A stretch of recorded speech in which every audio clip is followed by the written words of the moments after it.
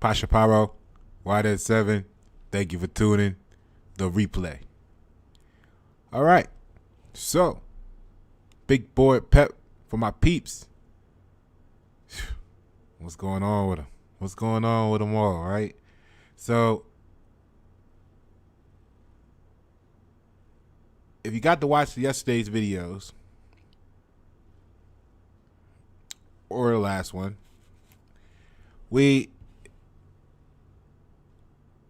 yesterday was a total red day. And you guys know how I feel about stuff. We gonna see what it do. When we were looking at the numbers, just counting from like last Monday, Monday of last week, we were approaching about 10K, and we were at like 9,000 something total with total profit, right? Just since last Monday. We're up more than that overall on the plays as a whole, but just going back to like last Monday, just giving them a baseline. So yesterday we lost what was it, like 2,800. We ain't really lost, but we were down 2,800. It's whatever you want to call it. It's the same thing. We don't have that right now. So then today, my plan for the day was to see what it looked like right after opening. Not in the sense that right after opening is always like, I find it as a dip. Most like that's normal, and then it does its thing, right?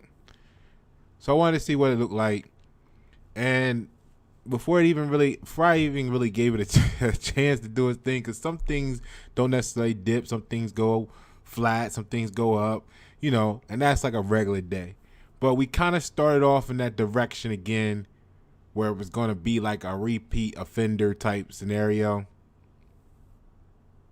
And I knew I'm busy. My calendar is booked for a few more days. So, like I said in the last video, if things look crazy, I'll just sell everything. You know what I'm saying? Now, we're going to get to CGIX, and I got a new one for you today that's actually going to take us to space. So, real early on in the day, like I was down like another 1,600, wound up being about 1,700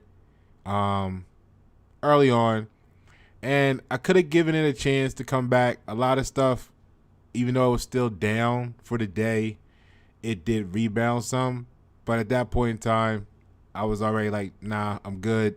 We're down to like where we were approaching 9K on profit since Monday. That now drops that down to about 5, just under 5, like 4,700, 4,900, 4,800, somewhere around there. And my 5,000 was my mark. I said if I drop below 5,000 in the green total, I'm going to call that quits and restart the program, because what that means is things is moving, right? And we need to move with it. That's what happens. You gotta move with what's going on. Keep doing the same thing, expecting different results. That's insanity, right? So we don't want to practice insanity. We want to practice our plan. So I always encourage having a plan. All right. So the reason why I chose, let's say 5,000, right? If we count today as being the 18th, from where I was at, like I said, I'm up at the time. I'm up like 9,000 and some change. And last Monday was the 8th, so there was a whole nother week before that we did pretty well on too, that I'm not even factoring in for the month, right? But if I just take that round number and go back to the 8th and say, okay, we were up a little over 9,000 since the 8th. We dropped down to 5. And if I don't even count that first week at all, just count the 5 now that I'm actually up. If I divide that by 10, 1, 2, 3, 13, right? I know that's 1 day short of today, but if I divide it by 13, that gives me 386, which is right on the high side of my average. What I say I want the average to be per day, $100 to $500. So the reason I'm bringing this up in this way is because I'm showcasing to you. Again, I'm not a professional. I'm not an expert. I'm not selling you nothing, and I'm not telling you you should do this. I'm just sharing with you what I'm doing, my plans, and letting you see how I move around and I float around with different plays. You know what I'm saying? So when I tell you guys the goal is $100 to $500 a day, and the only reason I didn't share like my little screen that said I would have been down 1,700 is because it's gonna say I'm down like 2,100 because, and then I would have had to. It would have been like, it would have looked crazier than it wouldn't have been accurate to depict. So I'd rather tell you. So, and that's because I bought this next stock I'm going to tell you about in the after hours, and that doesn't update the difference in price because it's going up. So it automatically puts me at like a negative for that difference between what is up and where it closed at for the day, because it still hasn't reset in the system. So it takes, you get, those that do this know what I'm talking about. So I was like, before I cause any massive confusion, I'd rather just tell you about it. But I was still in the red, like $1,700. So there you go, bang. So altogether, we were back down to about 5,000. Like I said, since the 8th. And when you divide that, not even counting the first week, so really I'm still up more. But I like to give myself like a contingency, under promise, over perform type thing. So I'm not even including the first week in the numbers, but just to give you an example of how you can look at your data as a gauge of how you're performing, and then measure your actual versus your planned. You see what I'm saying? So if this is the first time you watch this channel, it's the first video you're catching, because I find people are queuing in for certain stocks, and that's cool. I appreciate you. Welcome to the channel.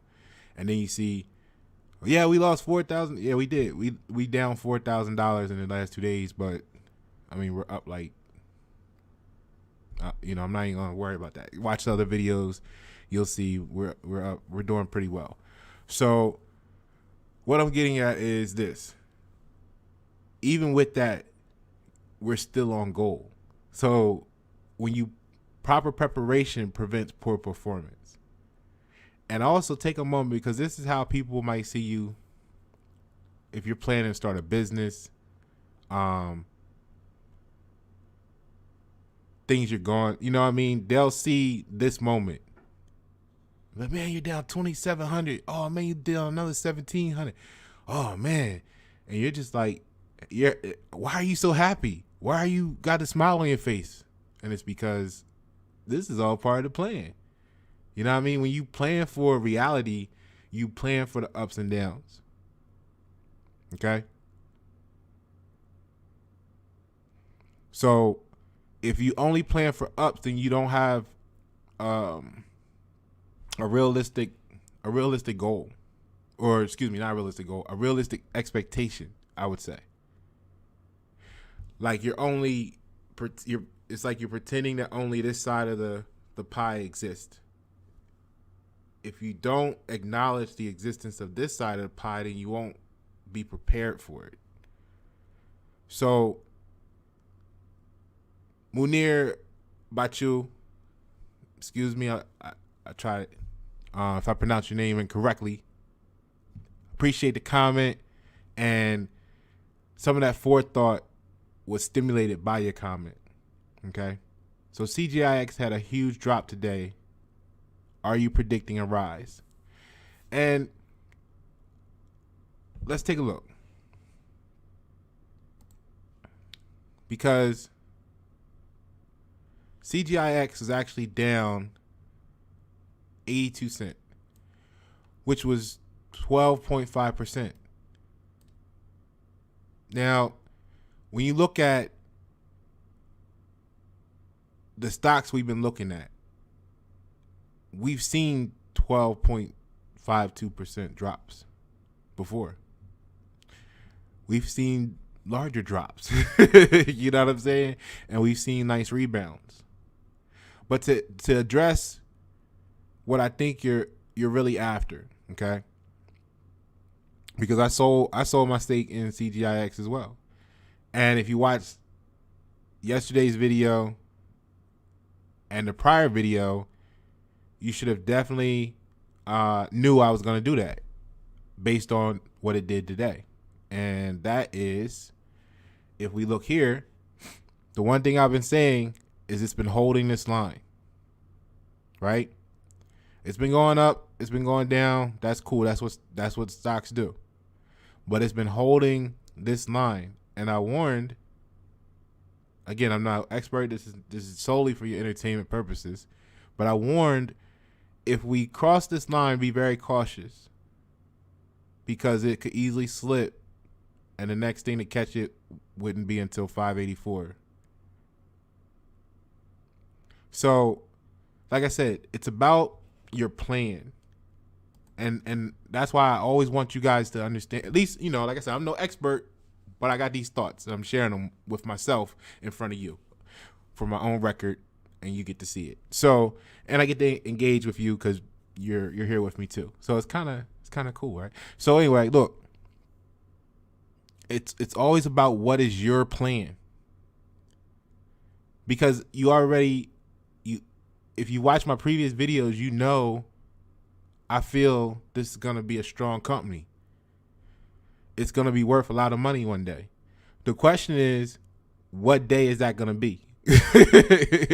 and are we patient enough to take ownership of the whole ride, not just part of it, right? You see what I'm saying? Like, when you think about it like a car, they say, oh, you know, you can buy the car, you can afford to buy the car, but can you afford to own it? Right? And that's because there's going to be dips in the value when things happen, and you're going to have to own that, and it's a cost of ownership with everything, right? That you own. Whether it's a shirt, you gotta wash it, right? So you're not just wearing it. You gotta put it in the washer. That's energy bill. That's water bill. That's detergent. That's the time and effort. Whether you got to take it to the cleaners or you throwing it in the washer at home, it's still a bunch of checklists of the cost of ownership of a shirt. So by the time you get to a car or a house or a boat or anything that you own, you have to understand there's always a cost of ownership. Now, when do you buy into it? Plays a big part on how much you're going to pay in the cost of ownership. If you purchase a car and it had all of its service done, you know, that certain milestone that it crosses in mileage, and it gets all of its service done, and then you buy it, well, you might pay a little more for it, but you're not going to have any expected expenses till the next milestone, right? So the car is in a much better condition than if you buy it 5,000 miles before the service is due, a major service interval, right? And you don't know, not only has it not been serviced, but because it hasn't been serviced and inspected, you don't know what's there with it, right? So if you spend a little bit of more money up front and buy it at the right time, you get that extended value. If you buy it early It might cost you some, but you still can get to that plateau, right? All right. I think you guys get what I'm saying. Many people think many different ways, so when you hear me rambling, I'm trying to give a bunch of different people an example that they can relate to. It's not just a ramble. It's I'm doing it like that for a reason. So what I'm getting at is this. What I've been saying is this was a slipping zone. So now for me, right, here's the thing. All up in here, like this was a crazy anomaly, right? And then it started to stabilize and got flat. But what I'm saying is the plan was executed and we are journeying into the unknown. But we have a plan. As long as it keeps going up, we good, right? Just keep it simple. KISS rule. So, however, for me, a key part of the plan with CGIX was this slip zone. Because if I'm looking at it as I'm down just like most people with this.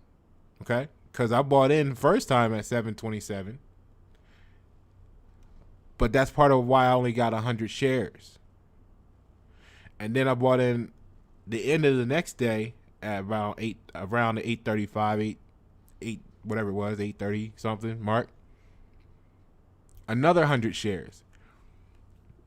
So for me, that was solely for the purpose of it definitely seems like a great investment in the like to pay off at some point in the future, but I'm not sure if I bought in at the right time, at the right service, at the right position based on the service interval, like when we were talking about the car. So if we look at this date here, right? I bought in at the right time. The first time. I just wasn't available to capitalize on the performance, because literally the next day, right after market, it was up $10 a share. So if I had been available and sold here, none of this would matter at the moment, because I would just been waiting for it to bottom out and buy back in, right? Although this is still here for that purpose. Now, because that if I played it like that, then the play would have been sell when it starts dropping, take the profit, look for a re-entry point. You know what I mean? So it's different chess moves. It's like when you're on the basketball court, you got your your back down and post up move. You got your Hezzy Jordan. You know what I mean? You might just do the AI on them and stuff. So you got different plays. In football, you're going to run the bomb, you're going to hand it off, whatever you're going to do. You know what I'm saying? So if I had been in the play mode of catch this as like a swing trade, we would have came up off of it. But because I didn't, I was positioned for the long term. I bought back in another 100 shares, but then again, because of the element of the risk of the unknown, I limited my risk to only acquiring 200 shares. So now, when it's down, what's that total? Like 250. So, yeah, 250, 260 total from my last buy-in. What's that? 720. So like $1.50 from my low buy-in. So the average between them would have been, I'm down like on average what? $2 a share. So basically, I'm 400. Well, I would have been looking at this 400 in the hole, but it wasn't far off. Trust me. So what that does do is, because I only got the 200 shares, it goes down $2. It's not. It's fine. You know what I'm saying? Per my plan, per my position, per where I was at with the stock.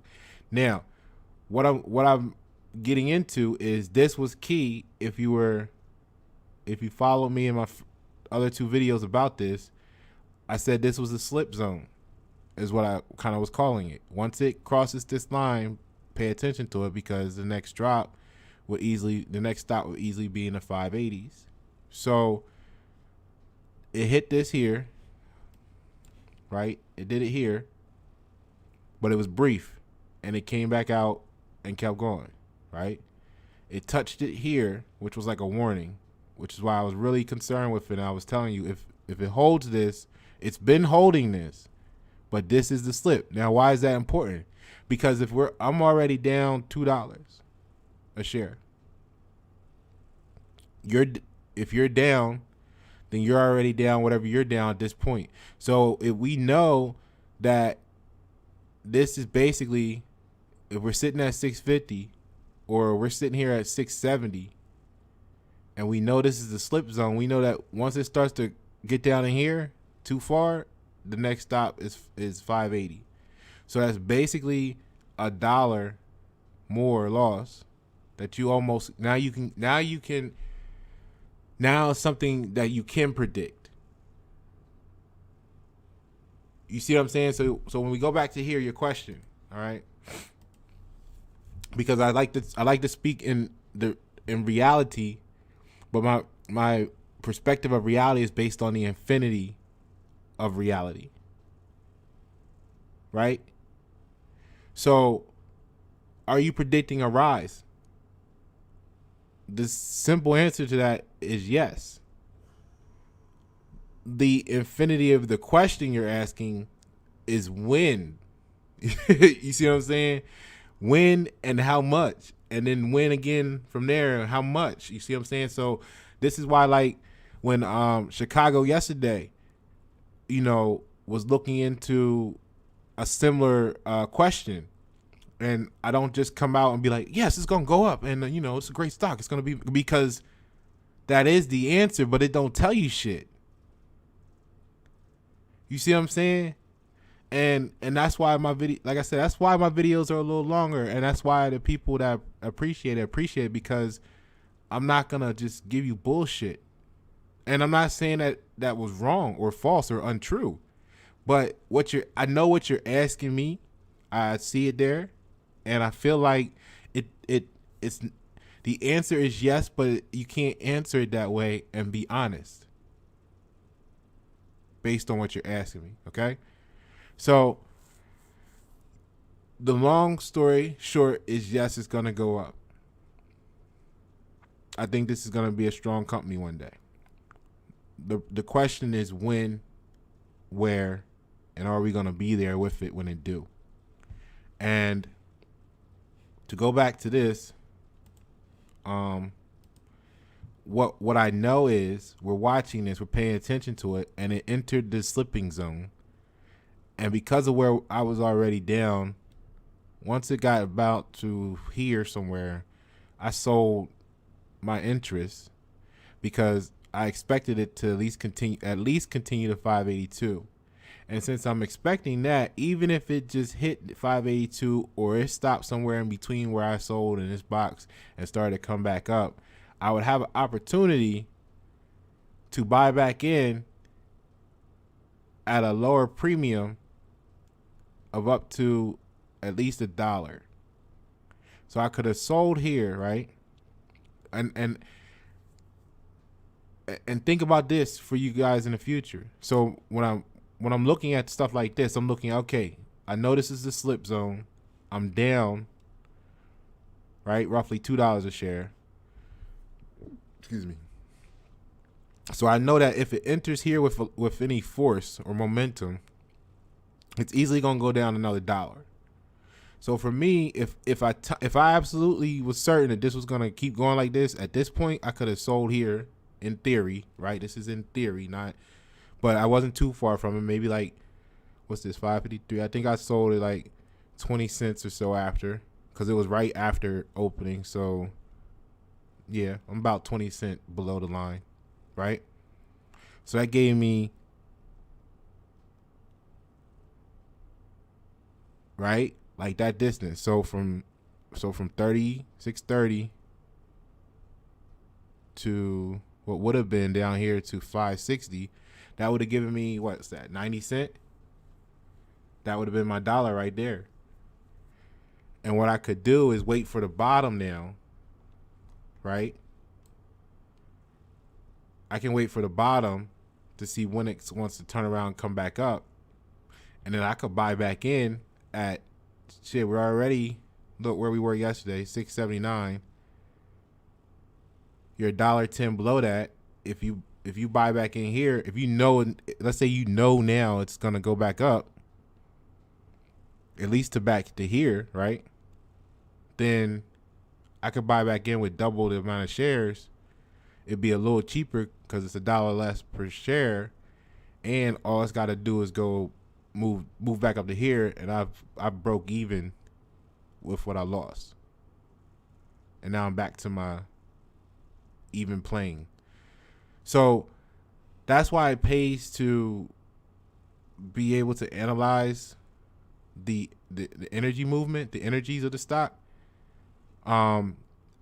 So I mentioned that yesterday, as long as it holds this line.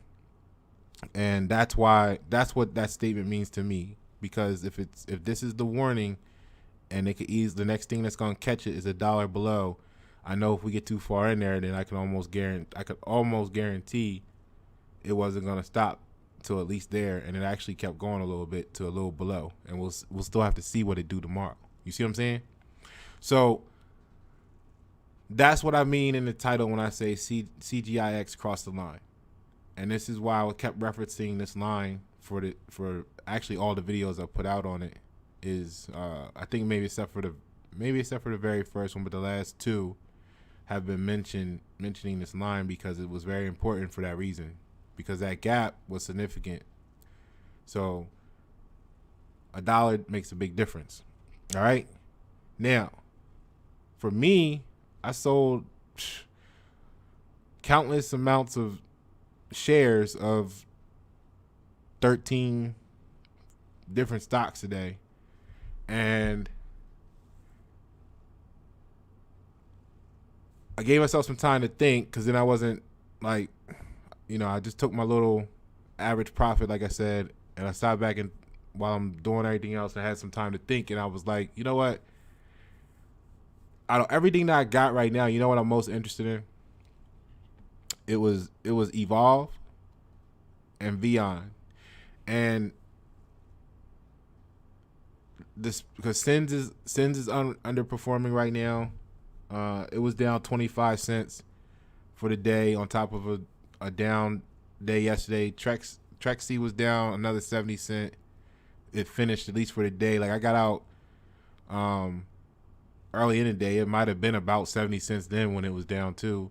But Torch is down 44 cents. RGLS was down more, but it was only down a penny. It finished the day only down a penny. FRSX is down another 91 cents. Even Bingo's down $1.72. So Dare's down 14 cents. Inspire, which is NSPR, is down 10 cents. Titan Medical is down 22 cents. So here's the good thing. We got our watch list. SINT, Syntex, down 35 cents. And the way I'm looking at it is this. We got our watch list. That's what I do. That's why I went over these stocks over the last few months. It's stuff I either was in, whether it was a day or longer, and then if I'm out, it become my watch list. But this is why, like, to go back to your question, okay? CGIX had a huge drop today. Are you predicting a rise? I'm only involved with stuff that I feel like I see value in.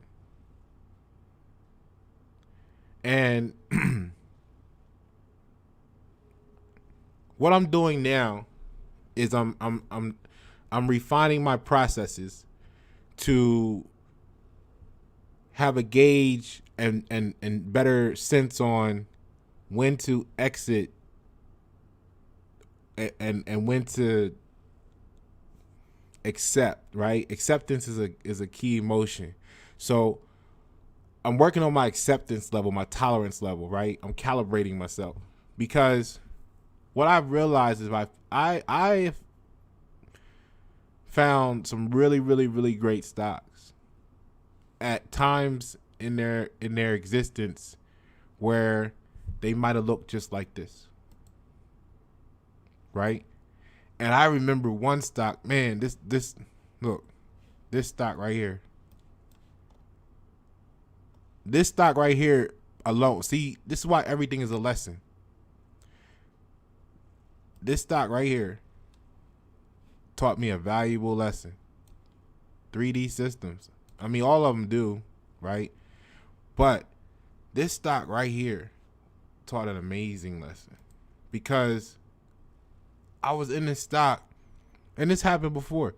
I got a few of them, and what it showcases to me is I know how to find and pick really good stocks. And this is like when I was telling Chicago yesterday. The question is, do we have the patience? And that's the hard part, you see. And this is what I'm trying to learn how to master now. So I'm to the point personally where I feel like I can source great value. I can find it well in advance, right? But sometimes, remember, sometimes you're too early, right? And it hasn't gotten value yet. Like maybe that 89, Cutlass. It's too early to have that as a collector's card. So you're out here with it. And then there's going to come a point in time where the value be way up here. And you're going to be like, man, I had one of them and I sold them. Right? So what I'm getting at is I'm trying to understand what's my tolerance level. Because we got the risk part, right? You assess your own risk. You know what you can fluctuate with. So maybe on a particular stock, instead of buying 5,000 shares, you only buy 200. And then you can live with the up and down of it because you only got 200 shares until it starts to move for you or whatever. You're making a little bit here and there, right? So we were in this stock.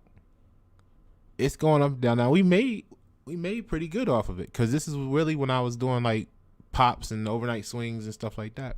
A little bit practicing that. So we made pretty good off of this bouncing around up here because if we open this up, you'll see that it was some good opportunities there to just capture, right? A little bit here and there. So, and you could make gold off of, one day here on an upswing with enough leverage. So then all of a sudden one day, you get out of it because it's you got bored with it, and it's still on your watch list. And then one day you're watching it, and bam, it went from $11 or so, and it hit like what it hit. The next day it hit a high of 25 before it came back down, and then it proceeded to climb all the way up to a high of 56. And the thing is, what I realized, right? And again, this is a great lesson in anti-FOMO, right? A-FOMO. You got to be A-FOMO, anti-fear of missing out, because we had our plan. We did great. We're doing great. I'm really happy. I don't like to use the word happy. I'm really satisfied. You know what I'm saying? Because happy comes from the word happen, which basically means it's luck. And what we're doing here is we're trying to develop skill. Okay? So what I'm getting at to you to answer your question is, I hope this graph shows you the other part of your question. Are you predicting a rise? I'm always seeing value in what I'm involved in. The issue is, do I or you or us or we have the patience sometimes? Because sometimes we get in at the exact right moment. Go back to CGIX. Bam. You get in here and it goes right up. Perfect timing, right? And if you had caught that, it would have been like, whoa, whoa. right? Like you can't time that any better. So but to go back to DDD, sometimes you get out and it does this, a week or two after you get out. So the question is, do we have the patience? But I think everything that we're discussing here has tremendous value. You see what I mean? So for Chicago and for you, about you, the answer is yes. And to combine today's video with yesterday's, it just really boils down to, do we have the patience? Because some days we're going to catch it and it's going to shoot right up. Some days are going to look like this. And we're going to, in this case, I was out. I made a few dollars off of it. It dropped right here. Right here it dropped. And I was like, you know what? All right, cool. I got some other things going on I'm going to focus on. And then it had a nice run up. Then it dropped. And I was like, see, I got some of this. And then it dropped. And I was like, okay. And then I was just kind of somewhere around here, it just phased out of my mind. And that's why my little block stops here. And then when it took off, I saw it because it was on my watch list. But I had a plan that day. We talked about it, we laughed about it.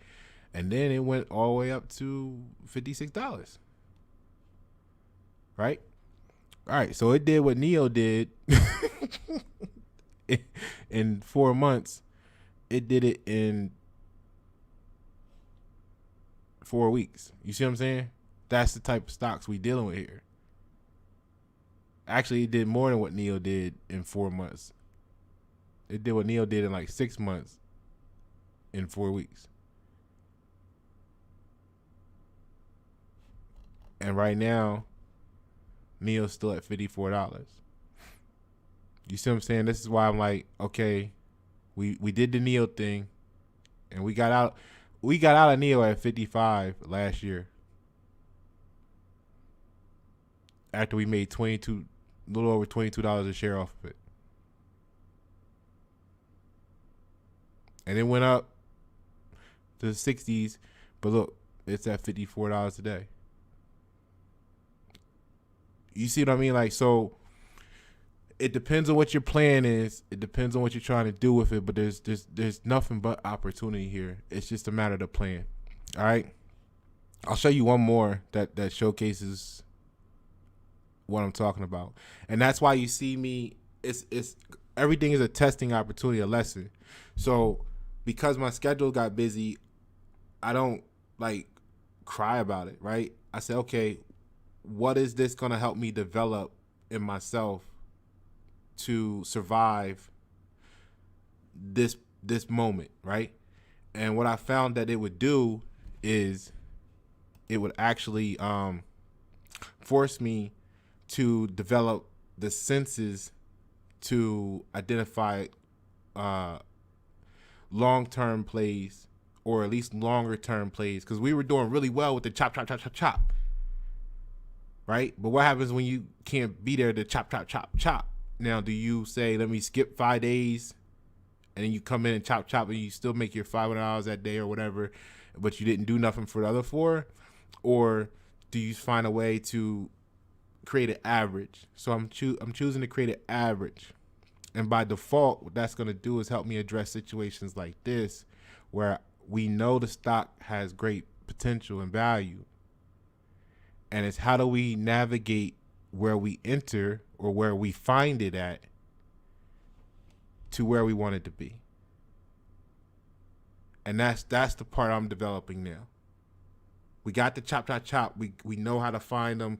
We know what we're looking for and all that good stuff, right? So I think every moment in life is an opportunity for us to develop something else within us.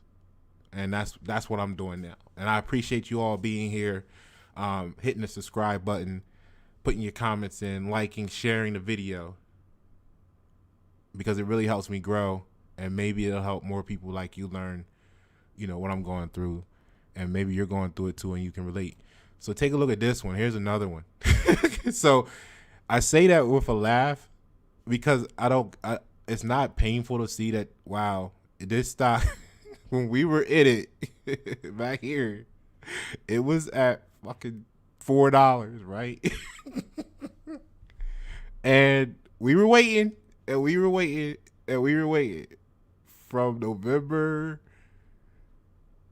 What's this? November 3rd, 2nd, the beginning of November. We in it and out of it. We hitting, we waiting. I finally lost interest December 10th.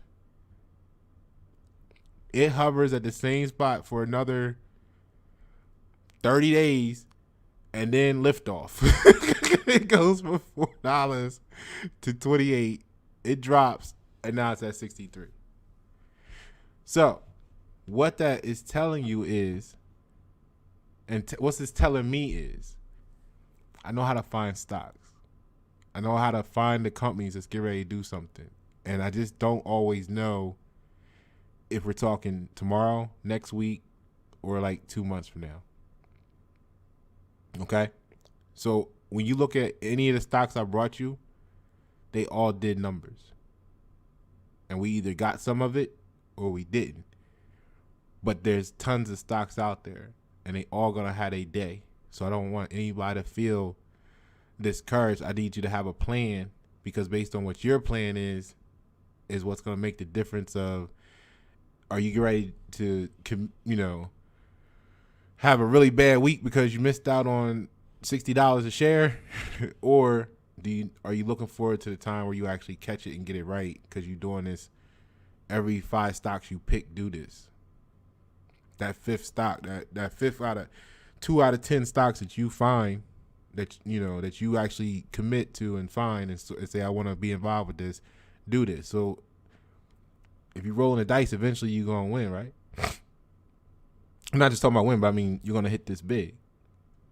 So we just going to keep doing what we're doing. And as we get better at it, we'll get closer to catching these at the right moment, or knowing exactly when to be positioned. Imagine you had 1,000 shares of this at $4,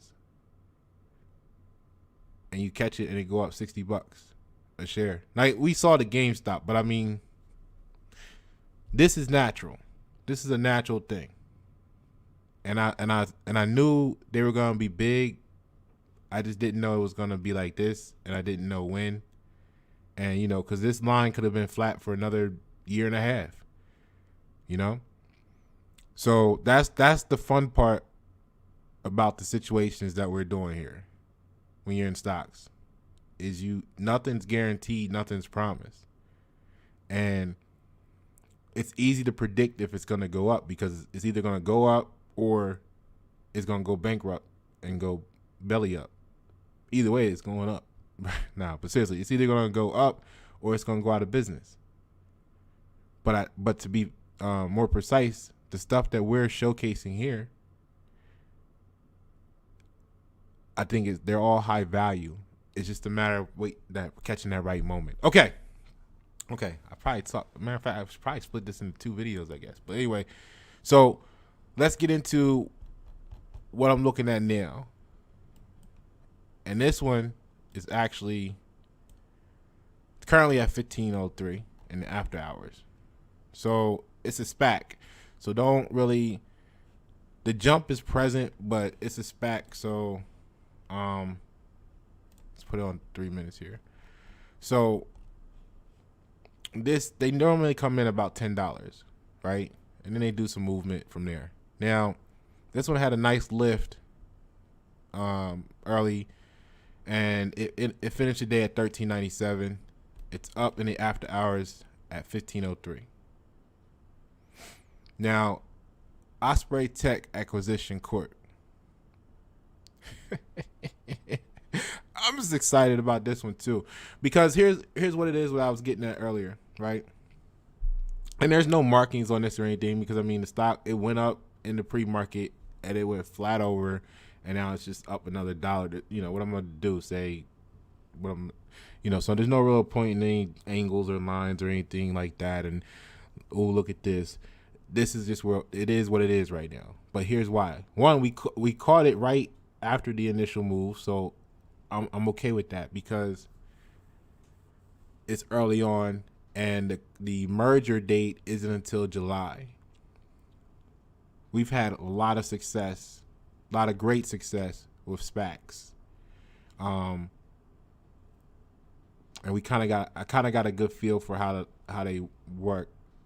Not to say everything's guaranteed. Not to say I couldn't benefit from some more experience with them, but I got a good feel because I ran through a few of them, and they kind of all have a similar thing they do, right? So let's take a look at this.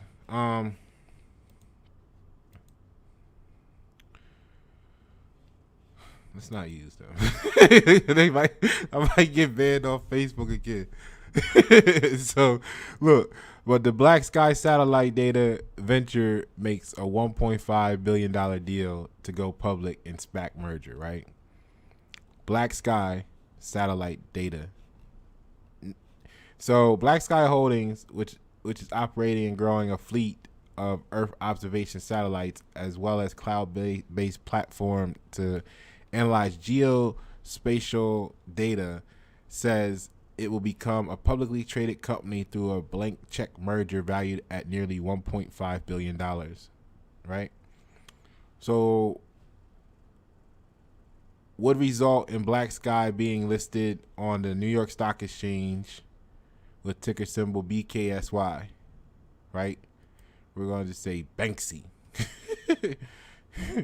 So in July. So we got plenty of time for this to run up, right? And again, here we go again. It's just a matter of, is it going to give us the action continuously, or are we going to be patient? How long are we going to be patient? We'll see. This moment, it just popped. This announcement just came out. Of course, that has something to do with it. Is it going to drop a little bit? We don't know. So I only bought in 400 shares. I didn't want to go super high with it. It give me time to gauge, see what it's going to do with minimum risk. So it's where are we going to go here? Now, here's something cool that I wanted to showcase here, right? Black Sky says its pipeline of business opportunities has grown by 1.1 billion in the last 12 months. So this is numbers like Palantir, right?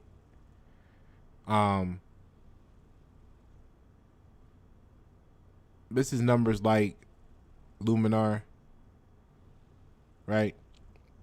And we know they both went to $30 at least. Okay.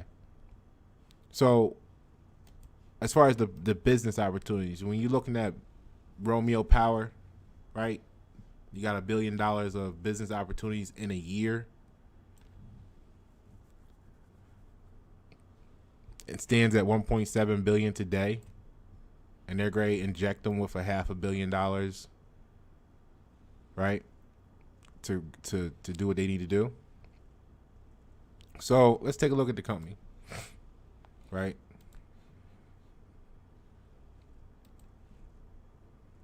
Because this is crazy. And I mean, it's not crazy in a bad way. When I use the word crazy, I'm just used to associating it with good, because normally a certain group of people call you crazy because you're out where you're supposed to be. So, but basically, be the first to know. Hold on, there was a cool video with one of these. Which one was it? Here we go. All right, yeah, it was this one.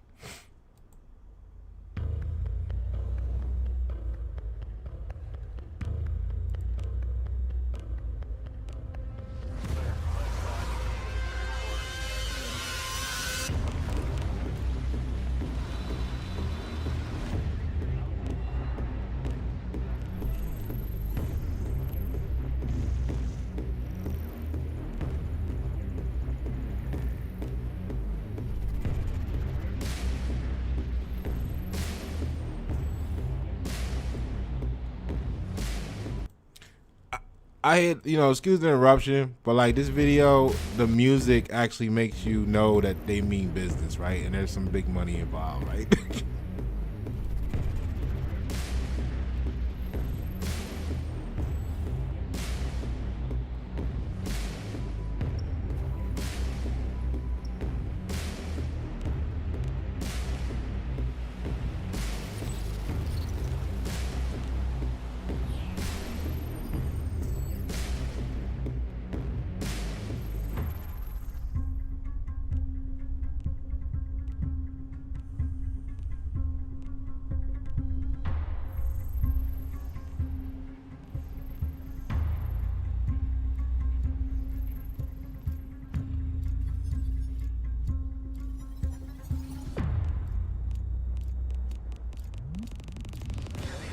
Crazy. Look at all this stuff. This is good. Look, man.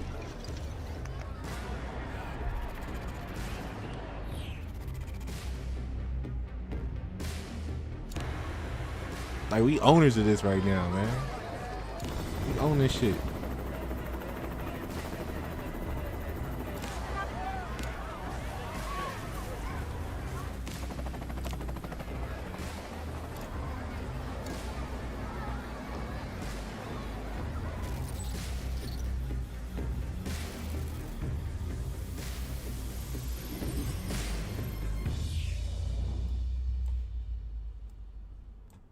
All right. So,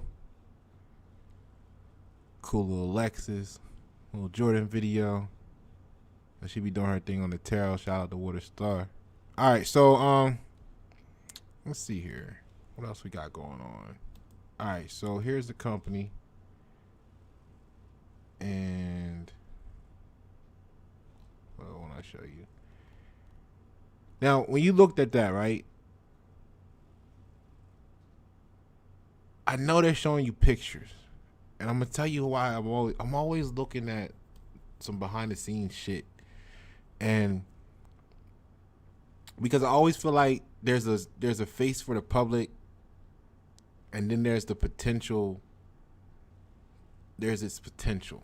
So when you got the whole Space Force race, when you got privatization of space launches, right? Excuse me. What do you think they're dropping off in space, right? So these companies are able to buy and build, and this company does it from start to finish. Like, if we look at their first of all, it'll be their low Earth orbit satellites. We can get into that a little later. So the pictures and everything is really great and highly detailed, and you know what this means. They can read. You've already had the talks about them being able to read the license plate from space and count how many hairs is on your eyebrow and whatever, right? So this is just gonna make that a whole lot better. But what I'm thinking about is, what about the potential when this 5G stuff come online? What about when the EV cars become fully autonomous and they need something that's seeing a real-time situation, like FRSX, right? Not that they're saying they connected to this, but remember when they were talking about how their technology can sense the other things around it. So what better way to help make that a more robust system than a platform like this that can look down on a whole city and see everything and be able to actually then have the power to handle the big data part of it and provide that service of connectivity with everything that it's detecting. And we are just looking at Evolve with SIM cards. So what happens when the SIM card, remember RFID chips when they were first a thing, and certain people wouldn't buy certain brands of tires because, whether you realize it or not, they had RFID technology in the tires. So police could actually know when they were within a certain distance of a certain automobile based on the tires it had on it, if they had a record of the tires you purchased. So imagine if once they get the chip technology to be able to link with towers, which the 5G is going to, and then this satellite says, hey, we can now track and data everything moving. Not to say they can't already do it, but I think this is getting ready to be part of a much bigger revolution in ease of use and cheap production to do it. So critical insights, protect, speed makes it happen. Small sat constellation, that's key. It's a small satellite. They're making them a lot smaller, a lot cheaper, a lot faster, and that's huge. So now they look like this. I don't know how big that is in reality in comparison to the picture of a ball Earth, and in comparison to what another satellite would be. But there you go. That's the image they give you. And what I wanted you to take a look at is stuff like this, right? So how our global monitoring works. It says when changes on the ground yield dynamic impacts, getting fresh intelligence into the hands of decision makers is critical. Now, this statement definitely sounds like some military, which is one of their biggest, which is a big part of their buy-ins from governments around the world, right? But here, let me help. Let me do this. There we go. That's better. My bad. Half of it cut off. So, this statement actually does sound, militarized, right? But let's break it down on a more. See, this is why I like words, because this is just an equation to me. And certain words are just variables in the equation because they represent an infinity of things, whether we realize it or not. And then if we don't control our emotions, we'll only see one thing instead of all of them. And anyway, we'll get to that later. So when changes on the ground, well, what are changes, right? Are we talking position? Are we talking about your temperature because of COVID? Are we talking about, what are we talking about, right? Okay. On the ground, yield dynamic impacts. Well, this could be any result, basically yield, impacts. That could be anything you set because it's got an artificial intelligence to it too. Like I said, this is crazy. So it's got artificial intelligence. They got big data capability. They got machine learning. So this right here can be anything you set it to be looking for. Any change that you can think of that you want to set it to seek out, it will find. We'll just put it like that. Getting fresh intelligence means the moment it happens or as close to it as possible. Because if it's scanning everything and then piping all that data down to a AI crunch computer that's doing machine learning on a quantum computer, right? Next level technology. It's going to be able to process that in seconds. What the whole East Coast is doing, what the whole West Coast is doing. So, and I'm not saying it from a spying on your life point of view. I'm saying it from when you start thinking about 5G and how everything's going to be intertwined and working together, and how you're going to have automated cars and automated this and delivery food drones and this, that. You see where I'm going? Now, into the hands of decision makers. That sounds like meaning you're going to give it to the boss. This intel's got to go to the big guy upstairs. But what if this decision maker is the AI? It's the computer in the car. It's your microwave with your TV dinner in it, and the satellite's picking up that you're within 5-mile radius of the home because you're coming home from work, and it sends a signal to your microwave to start your dinner. It's critical. All right, you get where I'm going with that. So Black Sky's persistence global monitoring services combine state-of-the-art artificial intelligence, cloud computing, multi-sensor data fusion, activity analysis, autonomous satellite tasking to rapidly deliver essential alerts to those who need to know.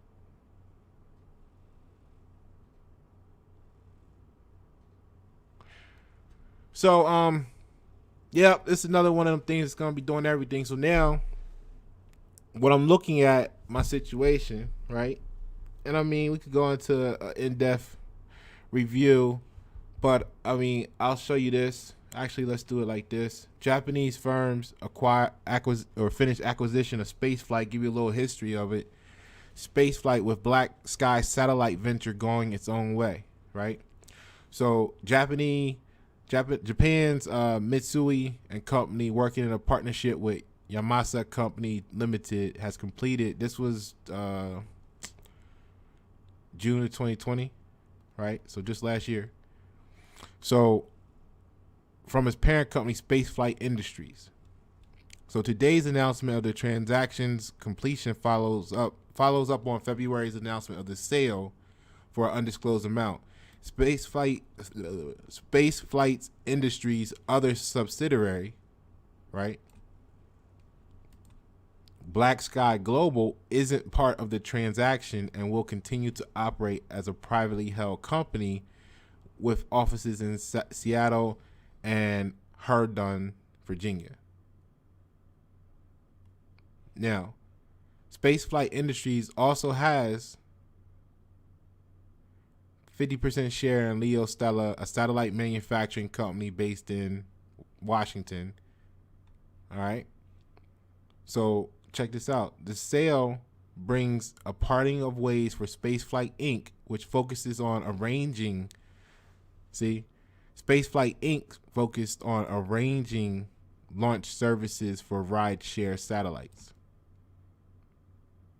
So they're the ones that kind of like schedule, like sold you the tickets for the ride if you had a satellite, right? And Black Sky, which is building a satellite constellation for Earth observation and provides geospatial data analysis of tools. So basically, it got to the point where, hey, you guys, look, this part of the company scheduling flights for us is no longer needed because, like, Elon Musk got that on lock, so we can just call him up, book ourselves. We're gonna Airbnb the next shuttle launch, right? What we're gonna focus on is we're building this whole constellation. So we no longer really need to know about how we're gonna get them to space because now everybody wants them up there. They'll foot the bill, right? We don't need no more ticket services. So they sold that part, and this is gonna be huge. It's gonna be huge for a lot of reasons. It's gonna be absolutely huge for a lot of reasons. The question again is when, and do we have the patience to wait it out? If this keeps moving the way it does, great time to get in. If you want to hold it for the long term, great time to get in. Now, we could go through some of this stuff, right?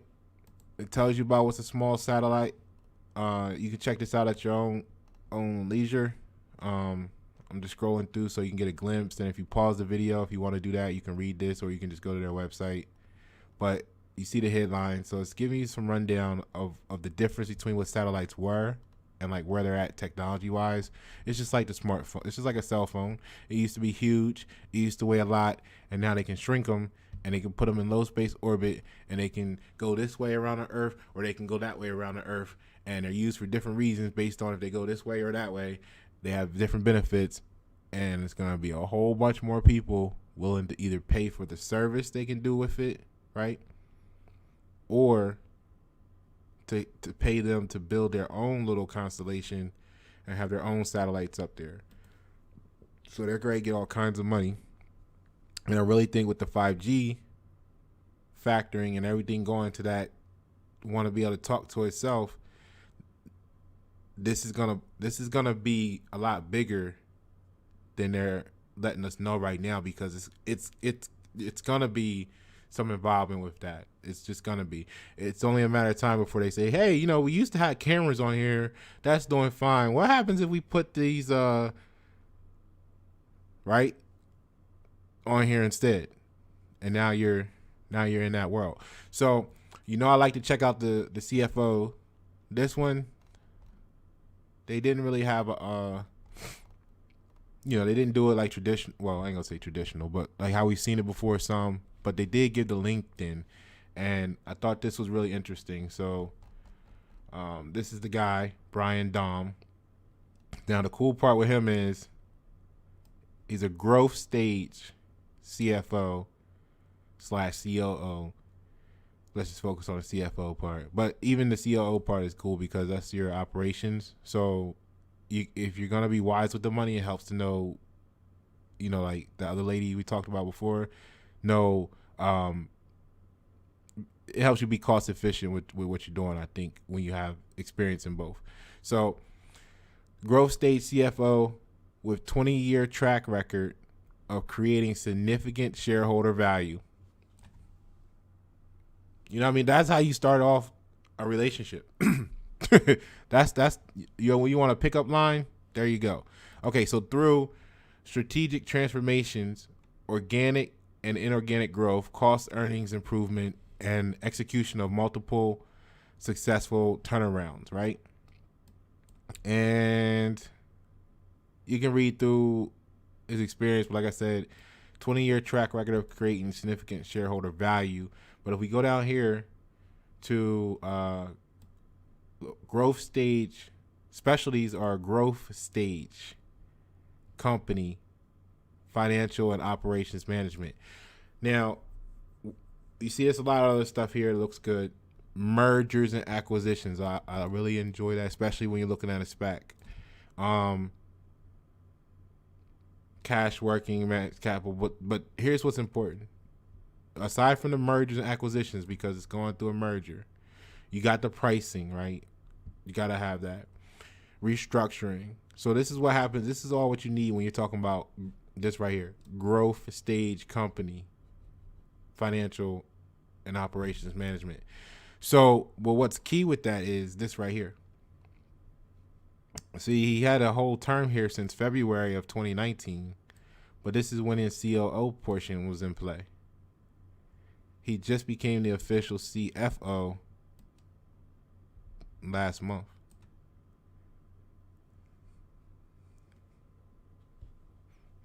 So you know what that means, right? He already put that work in, and he's a specialist. So this stock should do very well. And they got an amazing product that the whole world is ready to want, and for a lot of different reasons. And you can see here he's at MotionSoft. He was CFO there. 7E Technology, we've heard of them before. Centrifuge Systems, CFO. Managing member of this, probably his own capital company. So, yeah, he's got 20 years experience of making these things pop. I think he knows. I think that's a good mix. So check them out. See what you want to do. CGIX had a huge drop today. Bachu, that's relative. 12%. It's a good chunk. But are you talking huge from the percentage? Or are you talking huge from the dollar amount? So depending on what you're looking at it for the long term, that could be nothing. So the long story short is yes, I think it's going to definitely go up. The question is when and how long from today. But what we did know is once it entered that yellow zone,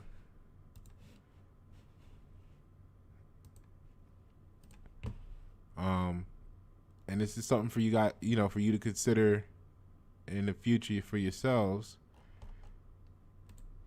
But yeah, once it entered into here and it kept going, we knew that this was going to be its next stopping point. And as you can see, it hit this right where I said it would, bounced off, and then broke through. So it did a dead cat bounce, boop, and then broke through the glass. All right. So with this, it's a good opportunity now because if you follow what I was saying before and you saw it break this line and you sold, we can watch it to see when it's going to establish a new bottom, and we can feel comfortable buying in then and riding it back up. But that's pretty much where I'm at with it. Let's see what it does, what it establishes. We've been cautious ever since it broke out the channel. It was holding the line. It broke through the line. It bounced off the bottom line, and then it crossed the line. So CGIX will go up. Stay tuned. We're just waiting for a win. Check out the next SPAC, and let's go to space with CFTW. I'm Pasha Pyro. It's Big Boy Pep. Thank you for tuning.